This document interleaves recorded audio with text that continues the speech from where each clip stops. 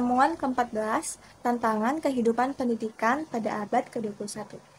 Tantangan kehidupan pendidikan pada abad ke-21 diprediksi mempunyai 7 ciri sebagai berikut. Yang pertama, lokal dan global. Yang kedua, individual dan universal. Yang ketiga, discovery. Yang keempat, invention. Yang kelima, discovery. Yang keenam, inovasi. Dari paparan di atas dapat disimpulkan bahwa ketegangan individual dan universal secara kehidupan sosial budaya tidak dapat dihindarkan. Harapan dan risiko yang terjadi di era globalisasi yang akan terjadi dikembalikan kepada manusia untuk dapat memilah dan memilih potensi masa depan yang lebih baik. 2. Individual dan universal. Perubahan kehidupan abad 21 secara individu dan universal akan menjadikan tantangan dalam suatu perubahan tatanan sosial dan budaya. Perubahan sosial budaya tidak akan mencapai pengertian ke arah yang benar jika tidak dikaitkan dengan budaya masyarakat yang bersangkutan. Apabila dipaksakan akan menimbulkan ketegangan. Kita ketahui perubahan masyarakat modern dan maju diantara tampak dari segi budayanya. Hal tersebut terwujud melalui sebuah proses penemuan atau discovery, menciptakan sesuatu, serta melalui penyebaran unsur dan budaya. Proses ini akan mempercepat perubahan tatanan sosial, hubungan sosial masyarakat secara individu maupun universal. Kemudian yang ketiga ada discovery atau penemuan baru, merupakan bentuk penemuan baru berupa persepsi atau sangkatan anggapan yang menghubungkan dua gejala atau lebih. Sebagai contoh, discovery tentang bumi ini bulat bukan datar.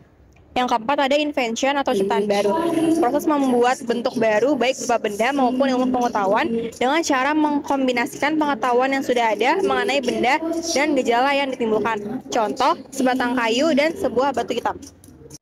Visi pendidikan abad 21. Kita ketahui bahwa visi abad 21 adalah dari masyarakat lokal menuju masyarakat dunia.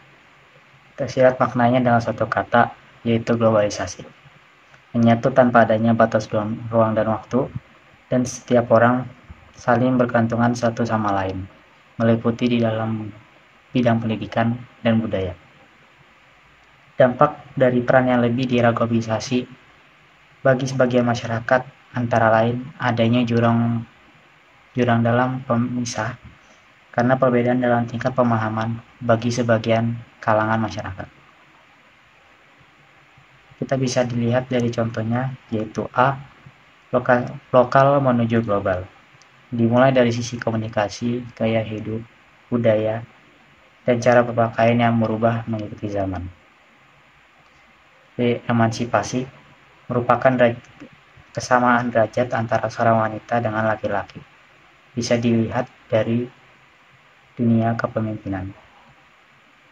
Sosial menuju demokrasi, di mana sebagai makhluk sosial, manusia mempunyai hak, dan hak setiap orang tidak boleh dikucilkan satu sama lain.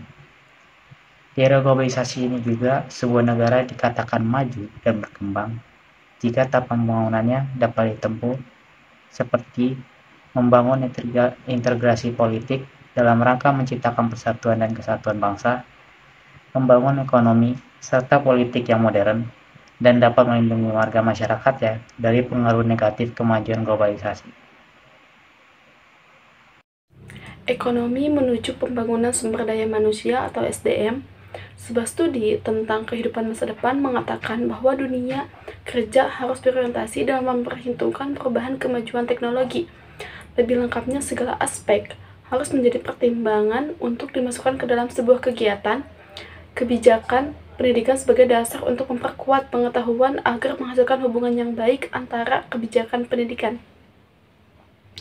Menyangkut kondisi sumber daya manusia, Indonesia saat ini dapat dilihat dari dua hal yang penting, yaitu yang pertama kesempatan dan angkatan kerja yang belum seimbang, dan yang kedua rendahnya tingkatnya pendidikan angkatan kerja.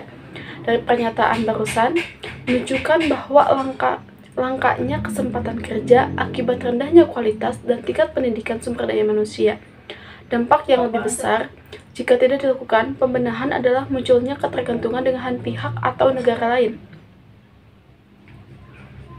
Peran selanjutnya adalah memainkan sistem pendidikan di tingkat yang lebih tinggi atau universitas dengan 4 fungsi pokoknya. Yang pertama, mempersiapkan SDM yang telah terdidik untuk melakukan pengajaran dan penelitian.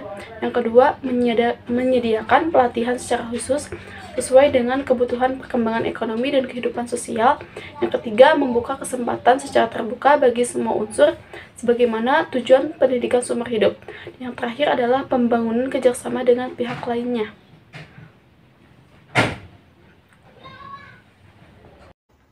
7.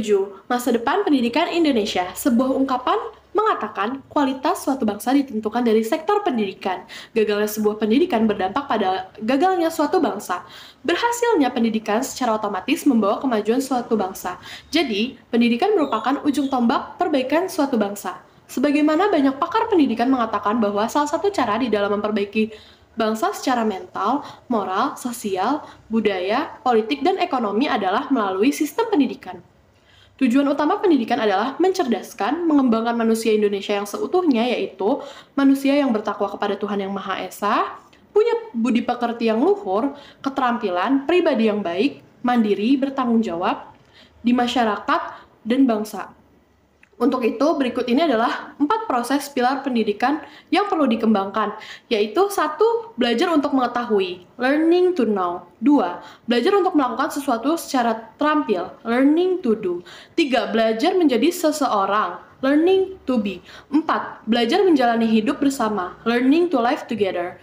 Dengan demikian, kita dapat memahami pendidikan masa depan Indonesia adalah mengarah kepada peningkatan kualitas intelektual yang bermoral seperti profesional.